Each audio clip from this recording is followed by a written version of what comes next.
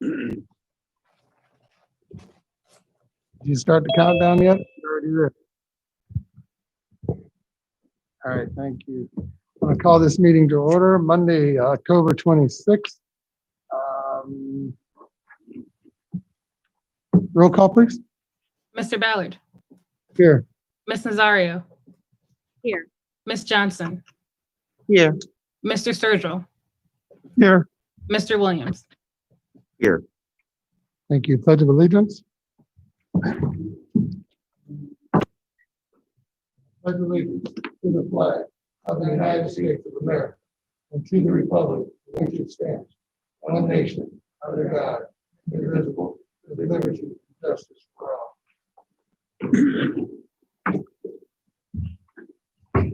Recognition of visitors, seeing none. We have our first hearing of the public. Seeing none from the public. I need to approve the minutes from October 12th. Motion to approve the October 12th minutes. Support. Roll call. Mr. Williams. Yes. Mr. Sturgill. Yes. Mr. Ballard. Yes. Ms. Nazario.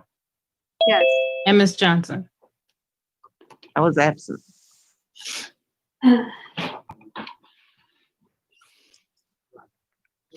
I need a motion to suspend the rules to go into executive session for A2, C, and D. Motion to suspend the rules. Second. Roll call. Mr. Williams. Yes. Ms. Nazario. Yes. Mr. Ballard. Yes. Ms. Johnson. Yes. And Mr. Sturgill. Yes. Motion to need- go into executive session for items 2, C, and D. Second. Roll call. Mr. Williams. Yes. Ms. Nazario. Mr. Ballard. Yes. Ms. Johnson. Yes. And Mr. Sturgill. Yes. We will be going into executive session and come back to complete the remainder of our agenda. Thank you.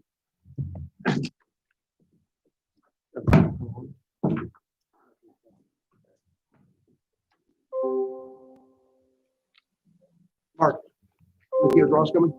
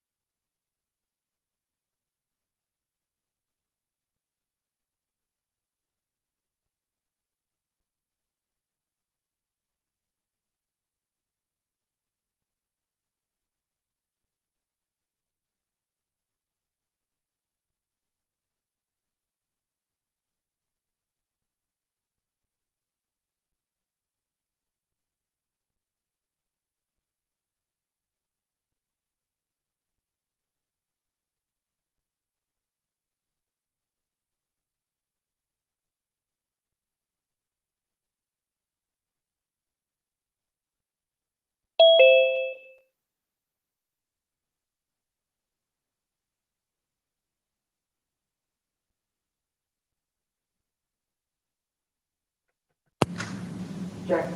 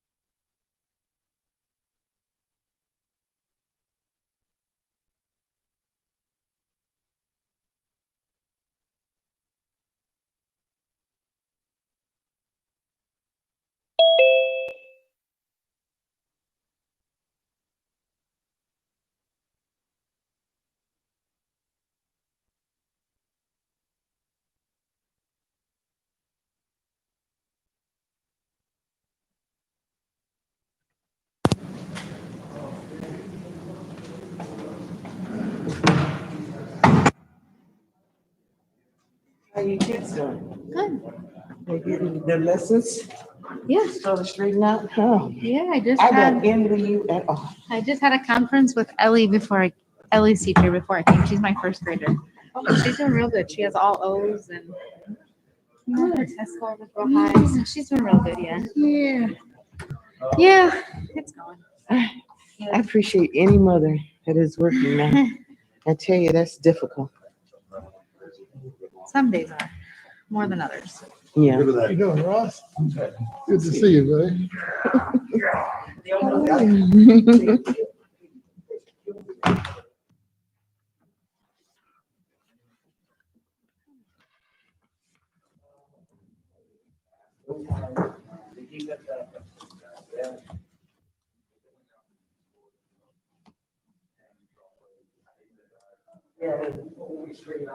Yeah, exactly, right after those 3 and out.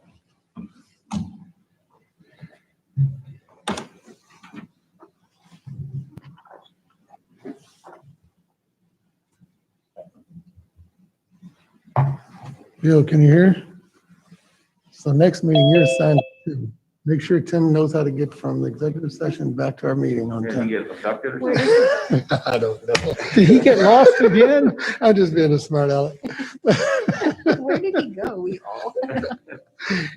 Finally gets to the meeting on time, then he can't come back to executive session on time. Do you want me to call him? He's about 50 feet away. Yeah. You're probably talking about the Cleveland Browns.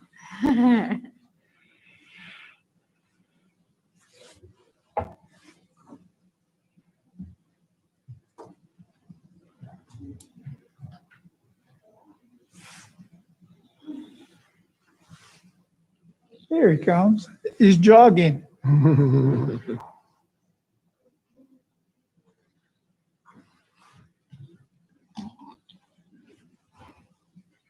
Sure, I thought you were doing your meeting.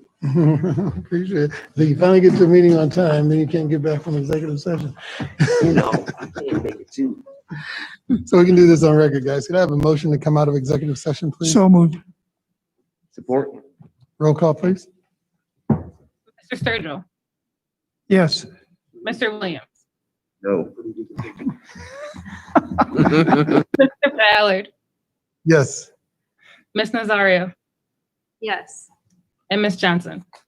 Yes. Thank you. We move on to number 7, old business. Is there any old business that we need to cover today? Hearing none. Next is the recommendations of our treasurer. Nothing at this time.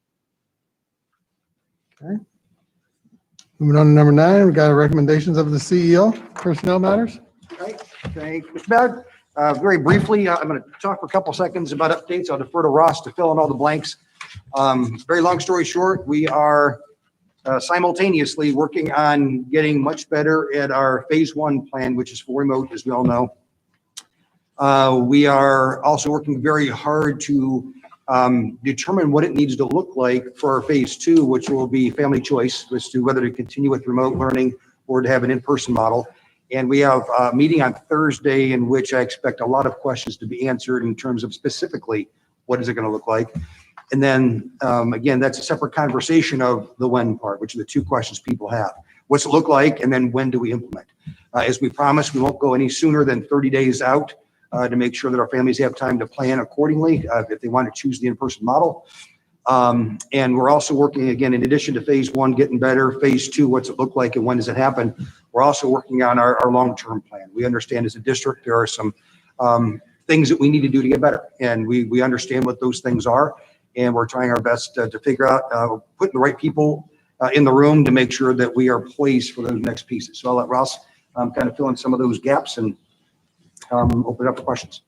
Yeah, so for the phase 1 piece, tomorrow actually is a day for professional learning. And so we're following up with the structure that we used in July, August, and the first part of September with the EdCamp model. And so based on the family survey results, staff survey results that we actually looked at here a couple weeks ago, we've got choice sessions set up again for our staff to participate in throughout the day. So they have any number of options, but one of the main things that we want to emphasize is to really kind of boost and bolster how we're delivering asynchronous instruction, because that came out from our staff and our families as being an area that we need to improve. So we've got a number of sessions that our staff can choose to participate in around that tomorrow. We've got options for them to collaborate as their team around specific instruction that they have coming up. We have building time for our staff to participate in the morning. So we've got a number of sessions designed for our staff to really kind of tailor to their specific needs based on that family and staff survey data that we looked at a couple of weeks ago. So that's the phase one. Then as we get into phase two, we've got a lot of things happening. As Dr. Graham said, this Thursday we should have, I think, real substantive updates. We've got 7 work groups going right now that are all very interdependent on each other. And we've had a first draft of our model schools. So we had a chance with our phase 2 group for them to go through and vet, our principals to go through and vet. And so we're making some revisions to our model schools that are set up for our mitigation practices. So if you walked in today, you probably saw some of the signs, the yellow tape, some of the floor markings to maintain distance. So the high school is one of our model schools and is still being set up now. So we've got that, which is pretty exciting. Then we're also working through the schedules and really our instructional models for what that will look like. And so we should have pretty good updates from those groups on Thursday at the elementary, middle, and high school level. And then I think some of the other pretty exciting things, we're working to make videos of our schools so we can provide, I think, really meaningful education for our families so they know what they're choosing before they make a decision about if they want to send their child to in-person or to continue remotely. And then we'll also have a first draft of our survey for our families. I don't know, Courtney, do you want to talk about that at all, or you want me to keep going on that? You got it. Let me keep going? Yeah. All right. Courtney and I have spent a lot of time together the last few days with Aaron as we've been working through our first draft of our survey. But we want to couple the survey with the video, with opportunity for our folks to see the schools. So we're providing, a clear picture of what our families would be experiencing when they come back, what mitigation looks like, what the in-person model looks like. And so we're going to ask in the next probably 2 weeks for our families to make a choice after they've had a chance to learn more about what we're going to be able to offer. So it's extremely important that we get as close to 100% participation in the survey as possible because this is going to really indicate very specifically then what we're going to be able to provide and how we staff that. So next week to 2 weeks, we'll be ready to go. And we're going to do our very, very best to get as close to 100% participation in that as possible. So those are, I think, some of the main things that we have happening right now as we prepare for that part of phase 2. And then the other part is just that we're now in our second week of the COVID testing. And it's just another really important layer of our mitigation practices. So we'll have our second week where our athletes are being tested this week. And then that mitigation strategy will expand to our students and staff once we return to in-person learning. So we are so thankful for Mercy Health and for our health commissioner, Dave and Mitch, and then also Case Western Reserve for their partnership in helping us to design all this. I think it's just really a vital part of our layered approach here for us to make sure that our mitigation practices are effective, for us to be proactive and then extremely quick in how we respond when we have cases. And so their partnership has just been extremely, extremely valuable for us to help design that part of our mitigation process. Am I missing on that? That's pretty good. And I think a couple things. And I think what Ross is outlining is a continuum of supports on a scale of 1 to 10, 10 being the safest we can be. We're not going back to where we're ready to we're at 10. And for us, this is a part of it, again, to make sure that if a student or an adult comes in with COVID, no one else gets it because we're doing everything the right way. When you look at all the outbreaks that are taking place now, obviously everything's ugly around the world and things are ugly in the United States, and we're one of the ugliest states in terms of growth. But it's not happening in schools. I mean, these are oftentimes, if it's children, it's happening in spreader events outside of school. And there's a level of comfort that people have. I'm told that once you have school again, we're back to normal. And then people start to behave normal after school hours. And of course, those behaviors we know to be unsafe, and those are how things spread. So we want to make sure that we are as careful as we can be and keeping everybody as safe as we can. So when Ross speaks to being able to react as quickly as we can, when Ross talks about being able to react as quickly as we can, that's how we're going to keep our family safe. So if I have it, and I know a day or two later because I was tested, and then I can, quarantine me from the rest of my family. So again, our goal is not just to make sure that school is safe, but we're keeping our family safe as well. So any questions on what our plans are or next steps or timelines? I have a couple questions. One, on our model schools. What is the date in which, because I know you said in the next few weeks, how close are those to being completed? Well, the first draft of them were completed, and so they're being revised now. And so the key then is based on the revisions to scale up. And so the model schools, the first draft is done, and at this point, it's really making those revisions and then scaling up to the rest of the schools. So really probably in the next, I don't know if Jeff Hawks, are you on? Week and a half, 2 weeks probably to get all the rest of the schools scaled up. Oh, Jeff's on. So we're saying that the 3 model buildings are completed. So we had Yeah, please. 5. We had Garfield, Toni Morrison, and Palm. Are you there, Jeff? Southview and the high school. Yes, sir. We have all the 4 model schools done, and we will start on the rest of the schools. Yes. And just to elaborate on the question, when we say complete, we've kind of gone through some of the model testing pieces. So again, this is it's in progress. So Yes. our model schools complete. We're not ready for school tomorrow, but we have a really good idea of what our needs are. And Jeff is now looking into, we had a conversation a while back we know we could put in more students, and again, safely, if we take out the rest of the furniture in the room. So if it comes down to a bookcase or a student, obviously we're gonna pick the student. But the question is, where do you put the bookcase? So he's gotten some pricing on what it would cost to have them stored in places that are designed for storage. And what he's looking at now are just vacant buildings around town that we can rent for a short or long period of time. We keep all of our stuff in there. So when we go back to normal times, we have our stuff and unbundle it and bring it back to our school. So again, we know what it needs to look like now, and now we have to make it happen. So I guess in terms of complete, there's 2 ways to answer that. Yeah, because I'm thinking if there's gonna be videotape footage, I would assume that videotape footage is the absolute complete furniture out. Okay. Right now, we understand philosophically and conceptually what it needs to look like. We can make some rooms look that way. Right. But again, that's by putting the furniture somewhere else in the buildings and eventually run out of our own space.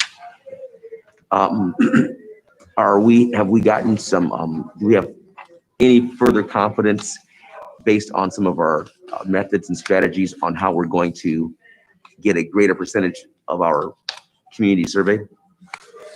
Yeah, so we were talking about that today with our collection method, and Courtney, hop in at any point. I forget or leave something out.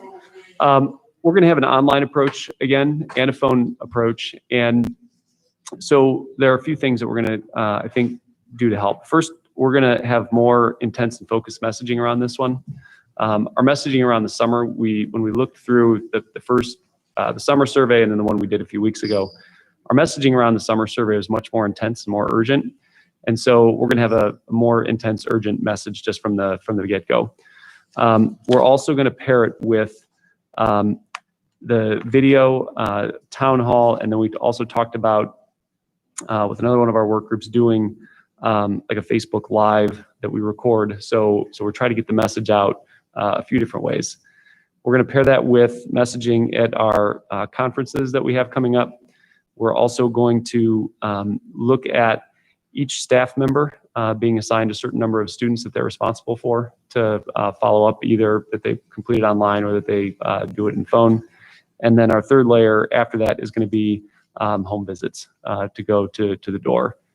Can I forget anything there? No, and I think to clarify staff member, it's not just the teachers. Right. We had talked about like the splitting up the school itself and have everybody have a small group of that you're responsible for. So if the, say 8 or 10, 3 of them, 4 of them completed online, then you need to focus on the 6 that did not.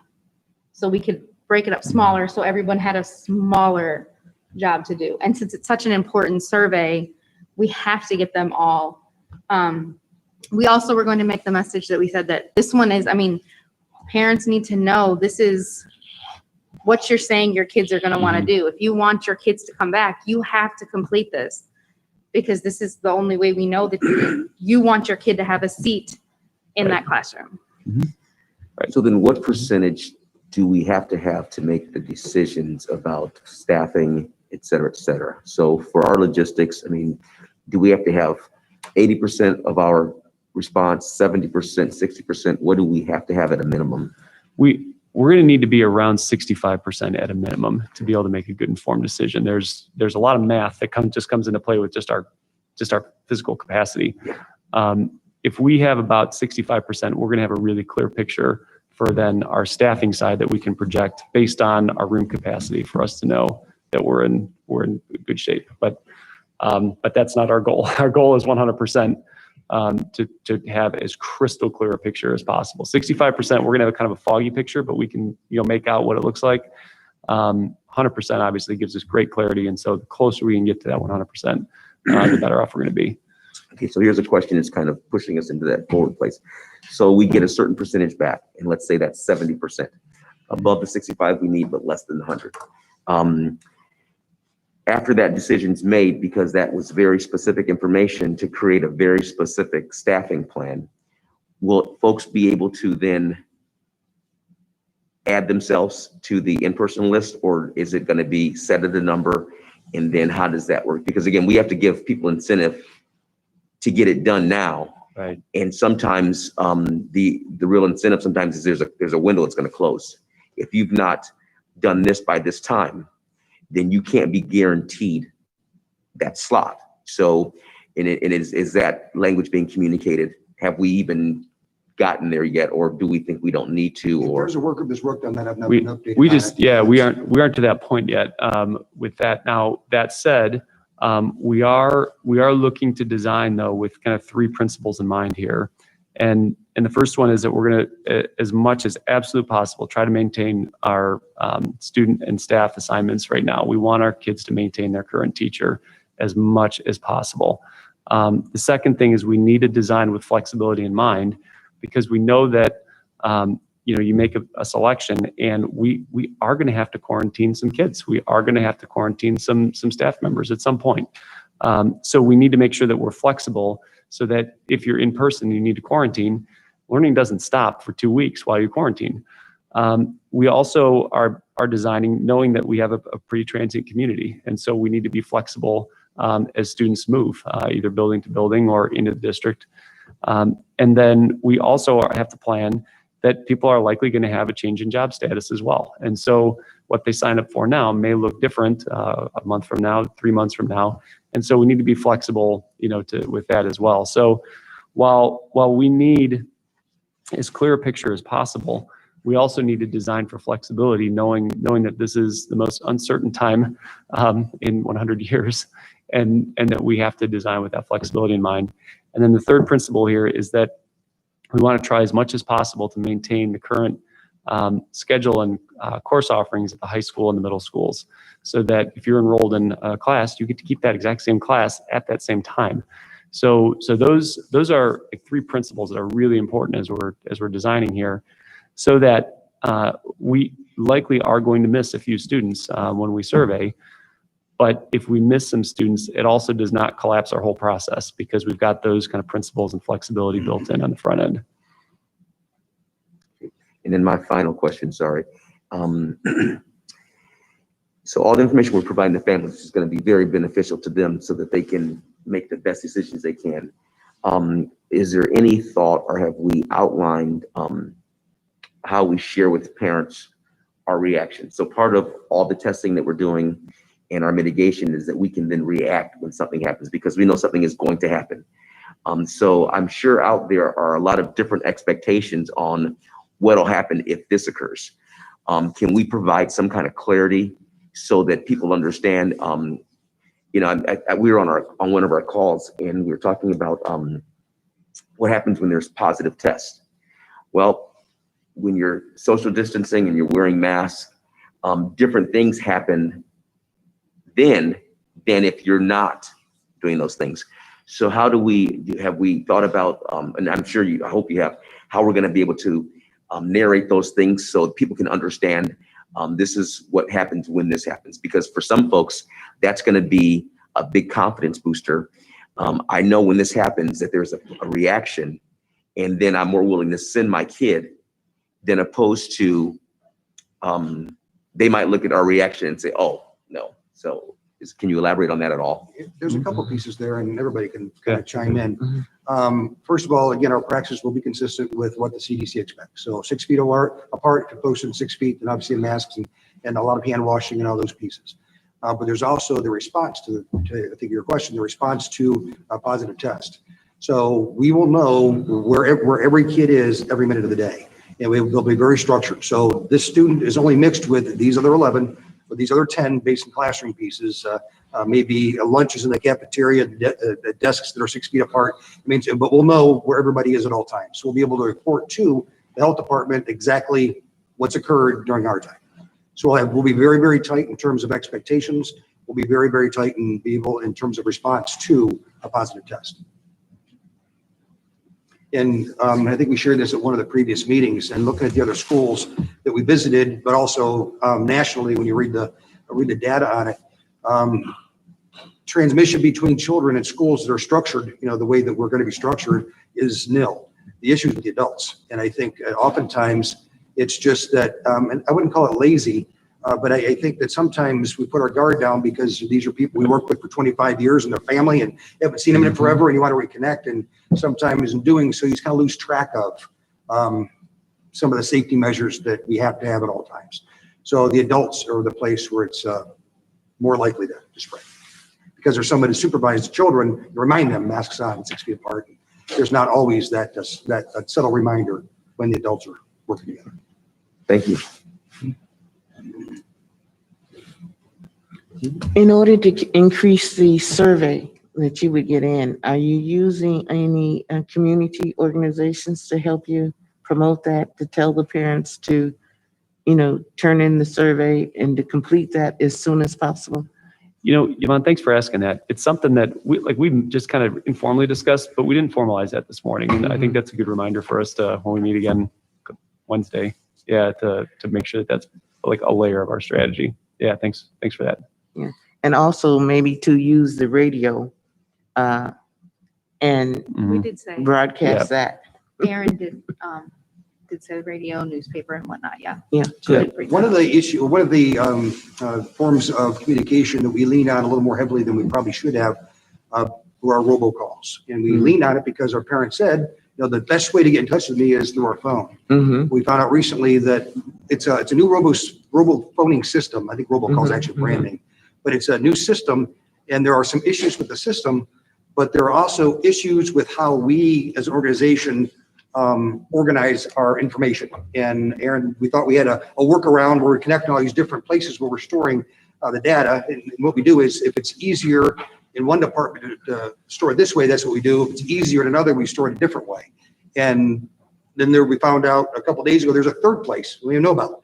So there are some things that we have to get better at in terms of just an organization. And some of that's just this is just an opportunity for us to learn from our mistakes. But we have another robo-phoning opportunity that we can use that will offset some of the struggles that ours has. One is it doesn't translate very well to Spanish, and we get a lot of complaints that the messages don't make any sense.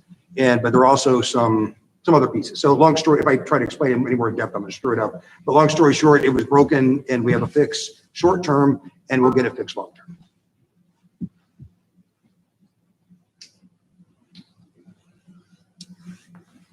Other questions? I'm clear. Right.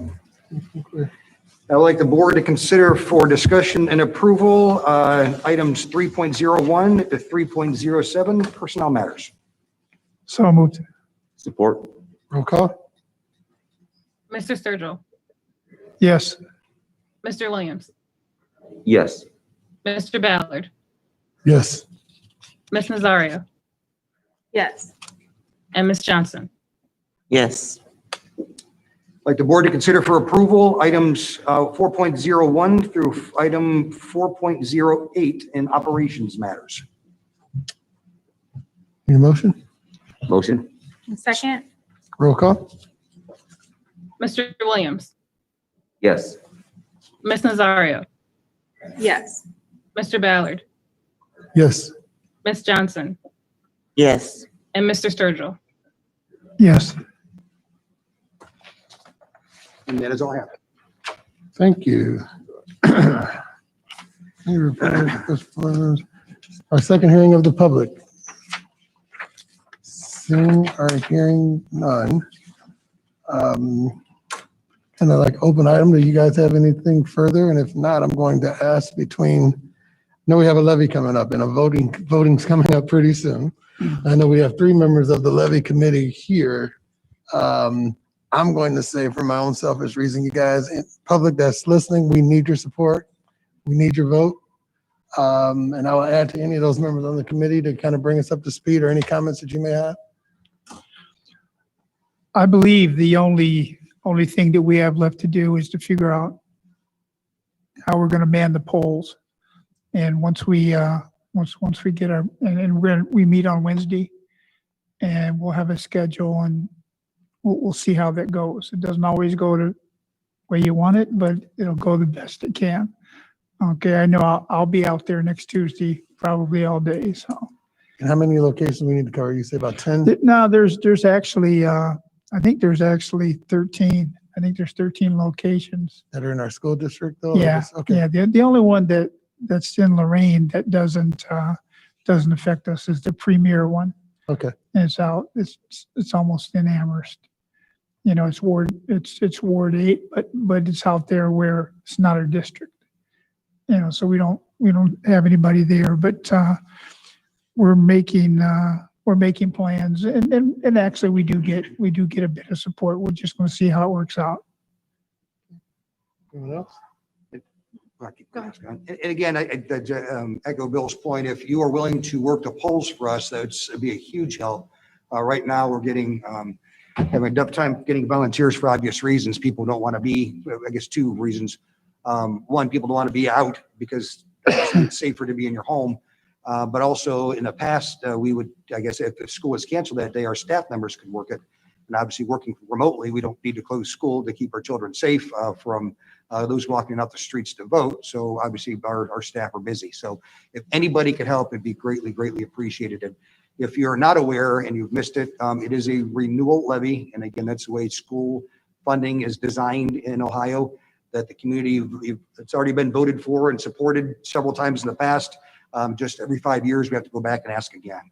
So again, it does not result in new money to the district. So please keep that in mind when you're voting. You good? I'm going to say renewal. Very good. Again, I'll repeat it since you want renewal. That means no new money coming out of your check or out of your household. So this is renewal, not new money. And if it doesn't pass, I guess the question pops up. I didn't mean to cut you off. No, you're fine. We do have next year to try again, but we have to assume if it doesn't pass in November, that we're not going to pass it next year, and we need to react accordingly, in my opinion, which is by everything by reduce spending. And it's $10 million a year, and that's a lot of people, hundreds of people, and programs that are associated with those people that are critical to the district. It would cripple us, this levy to fail. Yeah. What a lot of people don't know is by law you have to balance the budget. So I mean, you really there's a lot of choices that are taken away. Okay, but like you said, it's no new taxes and it's a renewal. You know, I mean, usually it's a slam dunk, but in time of COVID, we don't take nothing for granted. So we're out there working. Steve, you have anything for the good of the order, my friend?